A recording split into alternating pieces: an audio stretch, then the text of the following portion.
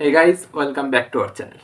এর আগে অনেক ভিডিওতে আমরা বলেছি প্রিয়জন যদি অবহেলা করে, প্রিয়জন যদি খারাপ ব্যবহার করে, প্রিয়জন যদি ইগনোর করে, তাহলে তোমরা একটা কাজ করতে পারো, নো কন্ট্যাক্টে চলে যাও, তার সাথে যোগাযোগ করা বন্ধ করে দাও, তার কাছে অ্যাভেলেবেল হওয়া বন্ধ করে দাও, তাই তো? এবার সবার মনে একটা কমন প্রশ্ন আসতে পারে, ইভেন আমার কাছে প্রশ্ন এমনও এসছে যে নো কন্ট্যাক্টে থাকার কথা তো বলছো, কিন্তু এক্স্যাক্টলি কতদিন নো কন্ট্যাক্টে থাকলে প্রিয়জন আবার ফিরে আসতে পারে? এটা খুব গুরুত্বপূর্ণ একটা প্রশ্ন, যে এক্স্যাক্টলি কতদিন নো কন্ট্যাক্টে যদি থাকা যায় তাহলে প্রিয়জন নিজে থেকে ফিরে আসবে, সে নিজে থেকে যোগাযোগ করবে, নিজে থেকে ভালোবাসবে। এটাই তো প্রশ্ন। আজকে আমি বলবো যে ঠিক কতদিন তোমরা নো কন্ট্যাক্টে থাকলে তোমার প্রিয়জন ফিরে আসতে পারে। এবার আমি সেটাকে ভাগ ভাগ করে তোমাদেরকে বোঝানোর চেষ্টা করবো যে তোমরা এতদিন যদি নো কন্ট্যাক্টে থাকো তাহলে তোমরা এরকম রেজাল্ট পেতে পারো। তাই ভিডিওটা মন দিয়ে দেখো, যারা যারা নো কন্ট্যাক্টে আছো বা নো কন্ট্যাক্টে যাবে ভাবছো, তাদের জন্য আজকের ভিডিওটা ভীষণ পরিমাণ গুরুত্বপূর্ণ। চলো ভিডিওটা স্টার্ট করছি। ভিডিও দেখার সাথে সাথে ভিডিওটিকে লাইক করে দিও যদি তোমাদের ভিডিওটা একটু ভালো লেগে থাকে, হেল্পফুল মনে হয়। ফার্স্ট, যারা যারা সম্পর্কে 1 থেকে 7 দিন নো কন্ট্যাক্টে অলরেডি কাটিয়ে ফেলেছো তাদের জন্য। যারা এখন 1 থেকে 7 দিনের মধ্যে রয়েছে যে তার সাথে যোগাযোগ নেই, কথা নেই, এমন অবস্থায় রয়েছে, তারা যদি মনে করছে যে এখন আমি আবার নতুন করে কন্ট্যাক্ট করি, বা তাদের মনে হচ্ছে যে আমি তো 7 দিন কাটিয়ে ফেললাম, তাও সে কন্ট্যাক্ট কেন করলো না? কারণ সেই মানুষটা এখন ইগো ফেসে আছে। হ্যাঁ, সেই মানুষটার যে সিচুয়েশনটা চলছে এখন, সেটা ইগো।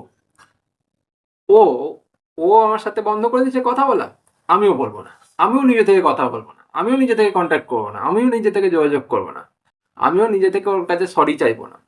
এই বিষয়টা তার মধ্যে কিন্তু ঘুরপাক করছে।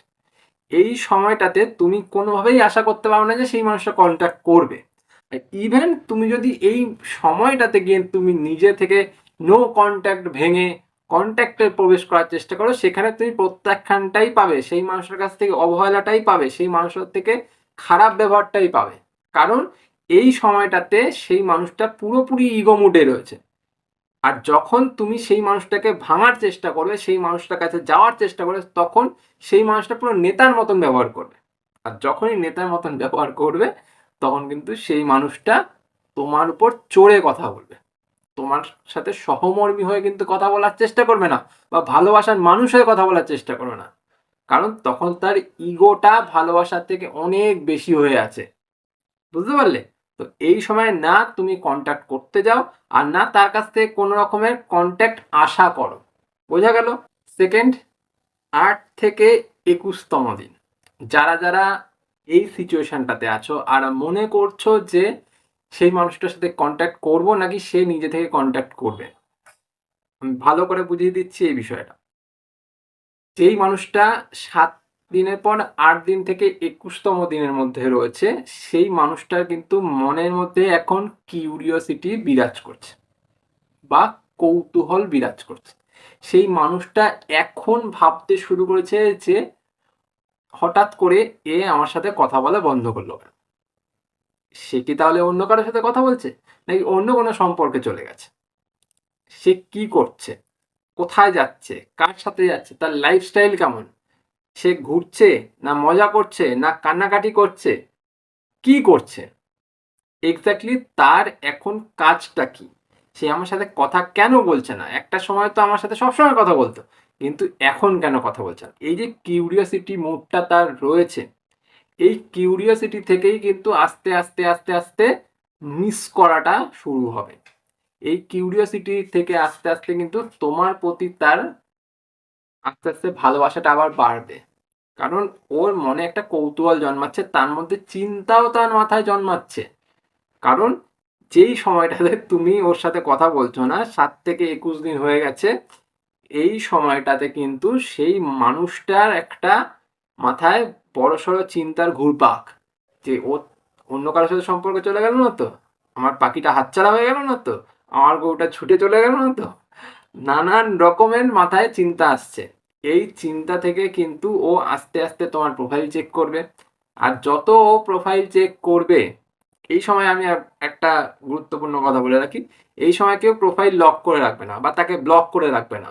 সে যাতে তোমার ফেসটা দেখতে পারে, তোমার মুখটা দেখতে পারে, তার জন্য তাকে সব জায়গা থেকে আনব্লক করে রাখবে, যাতে সে নিজে থেকে মেসেজ করতে পারে বা নিজে থেকে কল করতে পারে, সব কিছুর ব্যবস্থা অ্যাভেলেবেল রাখবে, যাতে তুমি নিজে কিছু করবা না। এই সময় সে তোমার প্রোফাইল খুলে খুলে চেক করবে, আর যখনই সে প্রোফাইল খুলে চেক করবে তার পুরনো স্মৃতিগুলোর কথা মনে পড়বে। যখনই তার পুরনো স্মৃতির কথা মনে পড়বে, তোমাকে দেখবে, তখনই কিন্তু তার মনে আবার ভালোবাসা জাগ্রত হবে, মিস করাটা জাগ্রত হবে। এখানেই তোমার লাভ। তৃতীয় নম্বর, এবার আসছে 21 থেকে 45 দিন। এই সময়টা কি হবে? এই সময়টা সব থেকে পাওয়ারফুল সময়। এই যে 21 থেকে 45 দিনের ফেসে যারা যারা আছো, বা 21 থেকে 45 দিনের মধ্যে যাদের সম্পর্কে কোনো রকম যোগাযোগ নেই, এই সময় তুমি যেমন তাকে মিস করছো, সেই মানুষটা কিন্তু তোমাকে ভীষণ পরিমাণ তখন মিস করছে।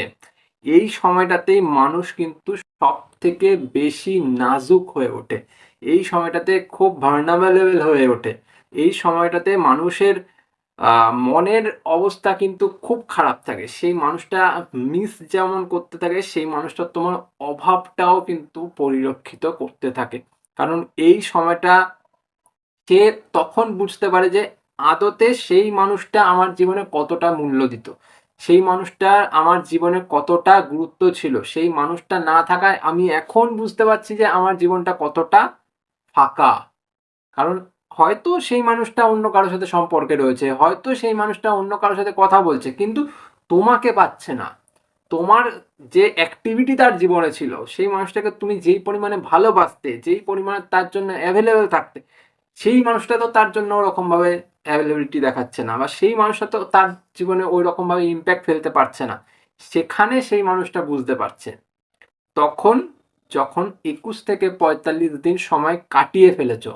এই সময়টাতে কোনো সময় তুমি নিজে থেকে এই ভুলগুলো করতে যেও না যে এতদিন তো হয়ে গেছে, এবার আমি নিজে থেকে যোগাযোগ করি। তাকে মিস করতে দাও, তাকে কষ্ট পেতে দাও, তাকে ব্যথা পেতে দাও, তারপর সে তোমার ব্যথাটা বুঝতে পারবে। তুমি কতটা কষ্ট পেয়েছো, কতটা ব্যথা পেয়েছো, এইবার সে বুঝতে পারবে। তারপর না সে নিজে থেকে আসবে। তাকেও তো নিজে থেকে আসার জন্য একটা সময় দিতে হবে। কত ইগো থাকবে, কত অহংকার থাকবে, একদিন তো সেটাকে ভাঙতে হবে।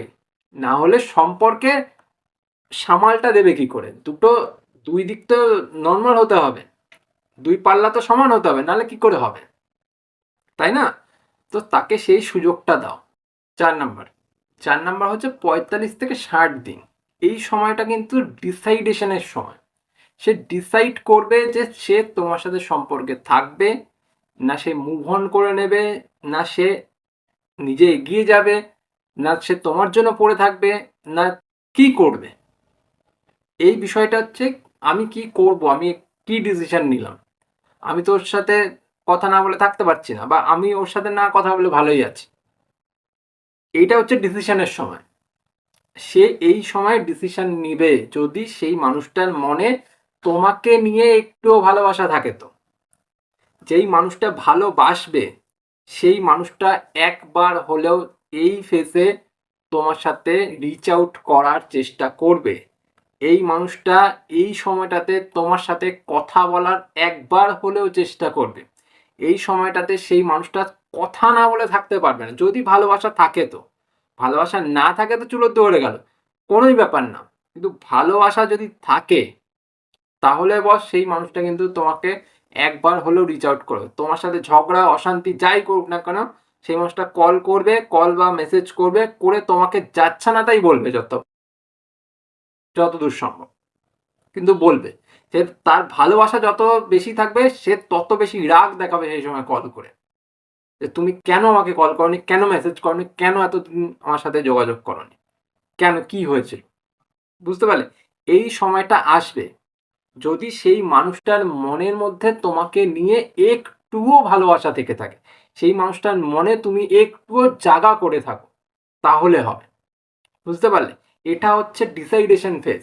এই সময়টাতে কোনোভাবেই নিজে থেকে ভেঙে ফেললো না সবকিছু, যে আমি নো কন্ট্যাক্ট ভেঙে আবার চলে যাই। না, এটা সবথেকে বড় ভুল হবে। ঠিক আছে? এই পুরো বিষয়টার মধ্যে একটা মেন ফেজ আসে, যেটা হলো 15 থেকে 25 দিনের মাথায়। এই সময়টাতে তোমাদের প্রত্যেকজনের মনের ভেতর একটা বিষয় আসে যে এইবার আমি ওর সাথে কথা বলি, আমি আর পারছি না, এই সময় আমি আর পেশেন্স ধরে রাখতে পারছি না। যদি নিজের পেশেন্সটা ধরে না রাখতে পারো, নিজের পেশেন্সটা ভেঙে দিয়ে তুমি তার সাথে যোগাযোগ করার চেষ্টা করো, সেখানে হবে তোমার সব থেকে বড় ভুল। কারণ ওই সময়টাতে যে সেই মানুষটার মনে কিউরিওসিটি তৈরি হচ্ছিল, সেই মানুষটার মনে তোমাকে নিয়ে ভালোবাসা তৈরি হচ্ছিল, সেই মানুষটার মনে তোমাকে নিয়ে একটা আলাদা জায়গা তৈরি হচ্ছিল, সেটা পুরোপুরি ভেঙে গিয়ে আবার নতুন জায়গায় পড়ে গেল, যাতে পুরোটাই নষ্ট হয়ে গেল। এই জায়গাটা কোনো সময় করা যাবে না। এইখানটাতে তোমাকে পেশেন্স ধরে থাকতে হবে। দেখো, ভালোবাসা মানে যে একতরফা ভালোবাসলাম, আমি ভালোবেসে গেলাম, আমি সবকিছু করে গেলাম, তা নয় কিন্তু। ভালোবাসা মানে সেই মানুষটা ভালোবাসবে, সেই মানুষটার সাথে সাথে আমিও তাকে ভালোবাসবো, দুই তরফা ভালোবাসা আসবে, তারপর একটা সম্পর্ক মজবুত হয়ে দাঁড়াবে। তুমি একবারে করে গেলে সেই মানুষটা কিছু দিচ্ছে না, তাহলে ভাই ভালোবাসা হবে না। এবার সেই মানুষটা দেখছো যদি 7 দিন পরেও তোমার সাথে কন্ট্যাক্ট করছে না, যোগাযোগ করছে না, সেই মানুষটা কোনো রকমের অনুভূতি সে দেখাচ্ছে না, তাহলে ভাই বলবো সেই মানুষটাকে তুমি যেতে দাও। কারণ ওই মানুষের সাথে তুমি যদি জোর করে থাকার চেষ্টা করো, সেই মানুষের থেকে তুমি কিছু কোনোদিন পাবে না, অবহেলা ছাড়া। বোঝা গেল? এই ছিল আজকের একটা অন্য রকমের ভিডিও, যেখানে তোমাদের প্রশ্ন থাকে যে আমি নো কন্ট্যাক্ট সিচুয়েশন থাকলে আমি কতদিন অপেক্ষা করব। এটা হচ্ছে তার উত্তর। ভিডিও ভালো লেগে থাকলে ভিডিওটি দেখার সাথে সাথে ভিডিওটাকে লাইক করে যেও, আর চ্যানেলটা সাবস্ক্রাইব করে আমাকে একটু সাপোর্ট করো। আজ চলি, পরে দেখা হচ্ছে অন্য কোনো ভিডিওতে। তোমাদের কোনো রকম প্রশ্ন থাকলে আমাকে কমেন্টে করতে পারো, বা তুমি ইনস্টাগ্রামে যোগাযোগ করতে পারো। চলি।